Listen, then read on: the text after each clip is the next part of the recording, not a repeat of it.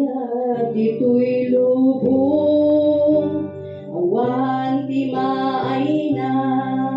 ni Kristo Jesus awan ken ka. At daan ka man adu kinabagnan dumteng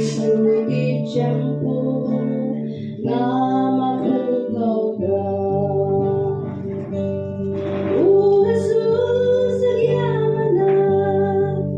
tuy matag na lutan napatig na darang mas basol ko ng gasan puso ken panunod inka dinalusan binaliwang ti banbanan iti nailangitan